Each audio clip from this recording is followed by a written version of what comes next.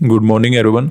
यहाँ पे market open हो चुका है। बैंक निफ्टी के अंदर हमें एक अच्छा रिजेक्शन नज़र आ रहा है और निफ्टी कहीं ना कहीं बाइंग और सेलिंग दोनों तरफ ही जाने की कोशिश कर रहा है। तो यहाँ पे हम क्या करेंगे, अपना ट्रेड बनाना शुरू करेंगे। तो सबसे पहले हम लेते हैं 46,500 का पुट।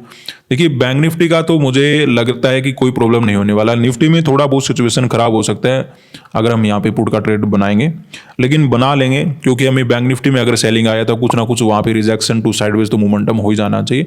डायरेक्टली अपसाइड का मोमेंटम तो यहाँ पे नहीं होना चाहिए।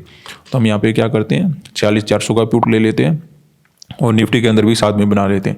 अगर आप केवल निफ्टी में काम करें तो उसमें मे भी थोड़ा बहुत प्रॉब्लम हो जाता है कभी कभार, अदरवाइज मुझे लगता है प्रॉब्लम नहीं होना चाहिए। तो बात करते हैं कि हमने यहाँ पे पोजीशन क्यों बनाया।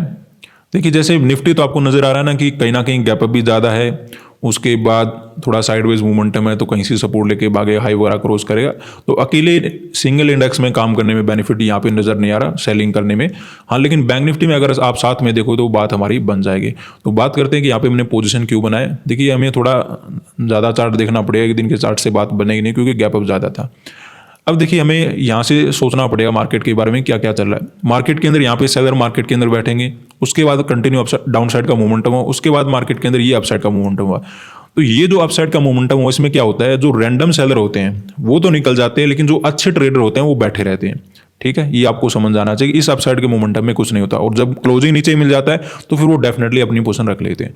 उसके बाद नेक्स्ट डे भी मार्केट ने ऐसा कुछ नहीं किया जहां पे सेलर को डर लगे, लेकिन ये जो मार्केट ने क्लोजिंग दिया इसमें काफी बड़ा प्रॉब्लम हमें देखने को मिला। क्या क्या प्रॉब्लम यहाँ पे हुआ कि मार्केट ने एक तेजी का अपसाइड का मोमेंटम किया, उसके बाद 46,000 के ऊपर क्लोज किया।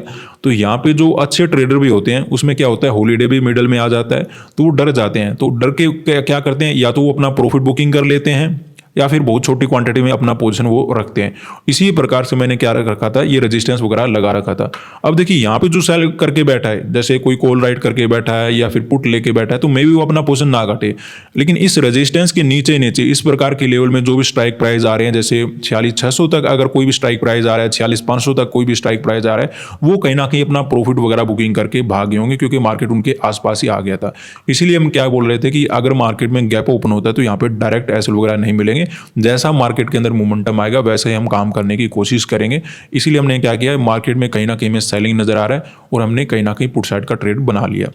अब यहाँ पे देखिए बाय वगैरह करके बैठे हैं, इनको डायरेक्टली तो टारगेट नहीं किया जा सकता, लेकिन थोड़े बहुत एसएल वगैरह क्रिएट होते रहेंगे क्योंकि अभी सेलिंग का माइंडसेट बना नहीं है दूसरे लोगों का। क्यों नहीं बना है, क्योंकि मार्केट के अंदर गैप अप अच्छा ओपन हुआ था, निफ्टी पहले ऊपर जाने की कोशिश कर रहा था, तो डायरेक्टली सेलिंग वगैरह करने की कोशिश नहीं करेंगे। लेकिन हाँ ये स्लो में ही मोमेंटम करता रहेगा करता रहेगा करता रहेगा, फिर हो सकता है सेलर दोबारा से आना शुरू हो जाए। अभी तो क्या वो सोच रहे हैं कि कहीं से सपोर्ट वगैरह लेगा, दोबारा से ऊपर जाए तब जाकर हम बाय करेंगे। सेलर अभी हाथ लगा नहीं रहे और जब वो हाथ लगाएंगे तो फिर मार्केट के अंदर में भी दोबारा से रिटर्न वगैरह करने की मार्केट कोशिश करें तो वो हम आगे देखें। तो अभी हम कहीं ना कहीं मार्केट के साथ ही चलने की कोशिश करें क्योंकि डायरेक्ट एसएल वगैरह अवेलेबल नहीं है। यहाँ पर अगर थोड़े बहुत सेलर बैठे भी हैं तो वो मार्केट के अंदर क्या करेंगे, एग्जिट वगैरह लेके निकल गए होंगे तो उनकी हमें चिंता है भी नहीं। और अगर नहीं भी गए हैं तब भी प्रॉब्लम नहीं है, मार्केट आगे कभी उनके एसएल खा जाएगा और वैसे भी वो लॉस के अंदर बैठे तो उन्हें हमें चिंता करने की आवश्यकता नहीं। तो यहाँ पे क्या करेगा मार्केट, कुछ बायर को वार्निंग देगा, कुछ एसएल वगैरह क्रिएट करेगा, उसके बाद में भी मार्केट अपसाइड वगैरह मोमेंटम कभी हमें आगे करता हुआ नजर आए। अभी तो कहीं ना कहीं पुट साइड में अच्छा मोमेंटम देखने को मिल सकता है। निफ्टी का थोड़ा मुझे अगर सिंगल इंडेक्स के अंदर देखें तो यहाँ पे थोड़ा बहुत प्रॉब्लम है क्योंकि वैसे तो यहाँ पे एसएल वगैरह अवेलेबल नहीं है क्योंकि यहाँ पे जो सेल वगैरह करके बैठे होंगे अच्छे गैप के कारण ऑलरेडी ट्रैप हो गए होंगे। अगर ये छोटा गैप ओपन होता है तो क्या होता है, धीरे धीरे मोमेंटम होता है। क्यों होता है वैसा, क्योंकि देखिए मान लेते हैं आपने यहाँ पे पोजीशन बनाया, मार्केट अचानक से बड़ा गैप ओपन हो गया तो आप क्या करोगे, या तो हीरो जीरो कर लोगे अपने पोजीशन को या तुरंत अपनी पोजीशन कट करके भाग जाओगे। लेकिन अगर वहीं पे यहाँ कहीं गैप ओपन होता है तो आप क्या ट्राई करते हो, जैसे ऊपर जाता है थोड़ा नीचे आता है एवरेज करने की कोशिश करते हो, कुछ अलग करने की कोशिश करते हो, फिर धीरे धीरे कोई यहाँ पे अपने पोजीशन कट करता है, कोई यहाँ पे अपनी पोजीशन कट करता है, तो उसमें क्या होता है धीरे धीरे अपसाइड का मोमेंटम आता रहता है। लेकिन अगर ऑलरेडी अचानक से गैप ओपन हो गया तो उसमें जो मोमेंटम होना होता है वो फर्स्ट कैंडल में निकल जाते हैं सेलर वगैरह, और जो रखते हैं वो रख कर बैठ जाते हैं कि जो होगा वो देखा जाएगा। तो इस प्रकार का यहाँ पे काम चलता है।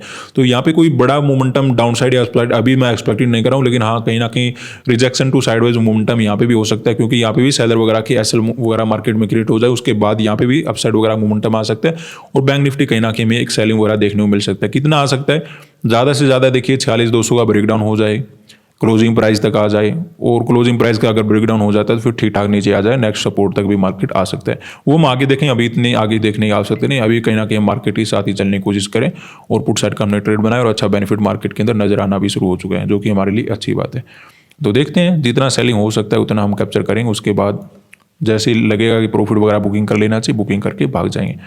तो यहाँ पे हमें देखिए फास्ट मोमेंटम मार्केट के अंदर नज़र आ रहा है, लेकिन अभी देखिए हमें टारगेट देखो तो बहुत अच्छा नजर आ रहा है, बुकिंग हम करके निकल सकते हैं। निफ्टी में तो आपको पता है साइडवेज मूवमेंट होने वाला है, लेकिन बैंक निफ्टी में आपको पता है कि अभी भी आप थोड़ा बहुत वेट कर सकते हो। क्यों कर सकते हो? क्योंकि देखिए मार्केट क्या करे, ये देखिए आपका 46,200 का लेवल है, एग्जैक्टली यहाँ से क्या बना रहा है, एक वीक वाला कैंडल बनाने की कोशिश कर रहा है, तो इसके नीचे तो मार्केट आने वाला है। तो यहाँ तक तो आपको बिल्कुल भी नहीं डरना चाहिए। तो इस प्रकार हम क्या करेंगे, इसके नीचे जाने के बाद अगर कोई ग्रीन कैंडल बनता है या फिर प्रीमियम ज़्यादा कम होते हैं, वहाँ पर हम क्या करेंगे, अपना बुकिंग करने का प्लान बनाएंगे। अभी डरने की कोई बात नहीं। अगर थोड़ा बहुत प्रीमियम भी कम हो जाता है, अगर यहाँ पे कोई ग्रीन कैंडल बन रहा है, तो वहाँ पे हम क्या कर सकते हैं, वेट कर सकते हैं। तो इस प्रकार आपको अपना रिस्क डिफाइन करना होता है। और निफ्टी में तो देखने की आवश्यकता नहीं, क्योंकि ये तो ऐसा ही मोमेंटम करने वाला है। केवल बैंक निफ्टी के ऊपर आप फोकस रखो। जैसे ही 46,200 के नीचे जाए, उसके बाद आप देखो कि टारगेट बुकिंग करना है या नहीं करना, प्रीमियम कितने कम हो रहे हैं, और आपका टारगेट अगर बनता है तो बुकिंग कर लो, और अगर नहीं बन पा रहा है तो वहाँ पे थोड़ा बहुत और वेट करके आप आराम से बैठे देख सकते हो। अदरवाइज यहाँ पे तो अपना टारगेट नजर आ रहा है, बुकिंग करके भाग सकते हैं, लेकिन चार्ट के अंदर वेट किया जा सकता है। हमें नजर आ रहा है, सिग्नल मिल रहा है, तो वहाँ पे हम क्या करेंगे, देखेंगे मार्केट के अंदर जब ब्रेकडाउन होगा तब हम एग्जिट वगैरह लेके निकल जाएंगे। यहाँ पे अगर हमें एग्जिट करना है तो जब प्रीमियम ज़्यादा कम होना शुरू होंगे तब वहाँ पे आप एक डिसीजन बना सकते हो, अदरवाइज कोई ज़्यादा प्रॉब्लम वाली बात है नहीं। तो अभी हम वेट करते हैं, देखते हैं क्या होता है। तो यहाँ पे हम अपना टारगेट वगैरह बुकिंग करके निकल जाते हैं। बहुत अच्छा मोमेंटम हमें देखने को मिल गया। निफ्टी में तो ज़्यादा कुछ नहीं मिला, लेकिन बैंक निफ्टी में इतना सब कुछ मिल गया कि उसकी हमें आवश्यकता भी नहीं है। निफ्टी के अंदर अभी तो हमें सेलिंग नज़र आ रहा है, लेकिन पहले तो ये होल्ड ही कर रहा था। और बैंक निफ्टी के अंदर हमें काफ़ी ज़बरदस्त सेलिंग देखने को मिला, लेकिन जो हमें चाहिए था वो मिल चुका है, क्योंकि हम चाहते थे कि 46,200 के नीचे मार्केट जाए, तब हम कहीं ना कहीं पोजीशन वगैरह बुकिंग करेंगे। और ये 2-4 कैंडल ने तो अच्छा प्रीमियम हमारा बढ़ा दिया है। तो अब देखिए, अगर मार्केट दोबारा से साइड यूज होता है या कोई अपसाइड का कैंडल बनाता है, तो ये प्रीमियम हमें नहीं मिलेगा। तो यहाँ पे बुकिंग करना जरूरी है। बात कर लेते हैं शुरुआत में हमने पोजीशन क्यों बनाया था। सिंपल था यहाँ पे कि मार्केट के अंदर बड़ा गैप ओपन हुआ है, डायरेक्ट एसएल वगैरह अवेलेबल नहीं है। यहाँ पे जो सेल वगैरह करके बैठे हैं वो ऑलरेडी ट्रैप हो जाएंगे, तो मार्केट डायरेक्टली नहीं बढ़ पाएगा अगर हमें सेलिंग वगैरह देखने को मिलता है। इसलिए हम क्या कर रहे थे, मार्केट के साथ ही चलने की कोशिश कर रहे थे। क्यों कर रहे थे? क्योंकि जब एसएल नहीं होते तो मार्केट क्या करता है, एसएल वगैरह क्रिएट कर सकता है। दूसरा, यहाँ पे जो बाय वगैरह करके बैठे इनको वार्निंग वगैरह दे सकता है। इसीलिए हमने क्या किया था, मार्केट के साथ ही चलते हुए पुट साइड का ट्रेड बनाया था, और एक अच्छा मोमेंटम देखने के बाद हमने बुकिंग वगैरह कर लिया। निफ्टी के अंदर कोई भी अपसाइड या डाउन साइड का मोमेंटम एक्सपेक्ट नहीं करा था। मैं बैंक निफ्टी के अकॉर्डिंग यहाँ पे पुट साइड का ट्रेड बना के बैठा था, क्योंकि यहाँ पे गैप अप ज़्यादा था और ऐसा कोई यहाँ पे कोई लेवल नहीं था, ऐसा कोई मोमेंटम नहीं था कि जिसके अकॉर्डिंग हम आइडेंटिफाई कर पाएं कि नीचे गिरी जाएगा या फिर बढ़ी जाएगा। लेकिन यहाँ पे भी कहीं ना कहीं हमें ठीक ठाक सेलिंग देखने को मिला, ज़्यादा तो नहीं मिला, लेकिन बैंक निफ्टी में कंटिन्यू में मोमेंटम मिल गया, जिस वजह से टारगेट बहुत अच्छा हमें देखने को मिला। तो हमने बुकिंग करके निकल गए। ताकि ये लालच का कोई लिमिट नहीं होता। आपको लगता है कि सर यहाँ पे बैठे रहते हैं, देखिए ये जो प्रीमियम आपको मिल रहा है ना, ये दोबारा नहीं मिलेगा, क्योंकि ये दो चार जो कैंडल आए हैं फास्ट कैंडल हैं, और यही फास्ट कैंडल होते हैं जो ऑप्शन बायर को बेनिफिट देते हैं। अब ये दोबारा से साइडवेज हो गया, उसमें ये प्रीमियम नजर ही नहीं आएंगे, चाहे फिर कितना भी मार्केट और गिर जाए। तो फास्ट मोमेंटम एक आपके लिए क्या होता है, क्विक, जहाँ पे एग्जिट आप कर सकते हो। और यहाँ पे टारगेट ओवर अचीव हो चुका, तो बैठकर हम क्या करें। तो यहाँ पे वैसा कुछ है नहीं कि बैठकर हम देखें। अब कहीं ना कहीं मार्केट दोबारा से ऊपर चला गया, नीचे आ गया, दोबारा से ऊपर चला गया, ऐसा कुछ यहाँ पे आगे के लिए मार्केट हो सकता है, ये आप ध्यान रख सकते हो। तो बहुत हमने सिंपल पोजीशन बनाया था और अच्छा बेनिफिट मार्केट ने बना के दिया। तो आज के लिए इतना ही, धन्यवाद।